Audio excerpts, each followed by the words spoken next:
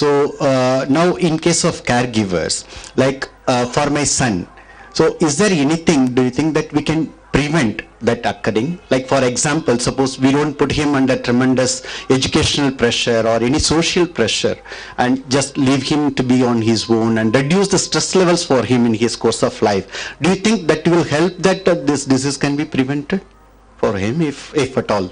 No, I think we should be very clear that what his potential is and what he wants to do. And let's accept it. The way each one looks at the stress and how much individual threshold is, we would not know. Correct. And we should not assume that, everything is stressful and in a negative way.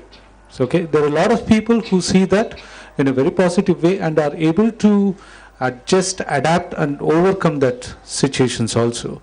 So it's likewise, just because there is a risk, we should not become overcautious. We should not prevent whatever they want to do. In simple words, I keep saying that because unless you have an illness, you're not going back, the illness is there, you treat it. Beyond that, actually, you can't go back and keep preventing. I don't think one needs to scratch your head so much. On the other hand, you look at improving your family support, you improve your resources. When we talk about resources, whether it is hobbies, interests, and also the ability to tolerate, the ability to overcome. We all lead very stressful lives in the city. Hardly even husband and wife talking to each other perhaps has to be reserved to a weekend. So we don't. Now play, we talk about play, the importance of it, physical activity.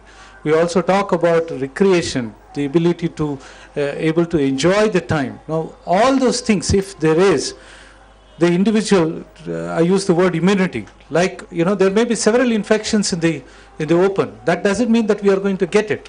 Likewise, if our immunity, even if it can be towards physical illness, towards psychiatric illnesses also, if you are able to develop that resource, if you are able to handle and talk with the people who are there, you can and you will be able to handle that. But just because that fear, okay, one person has an illness, will I get it? Certainly it's not worth it. One should not spend time on that.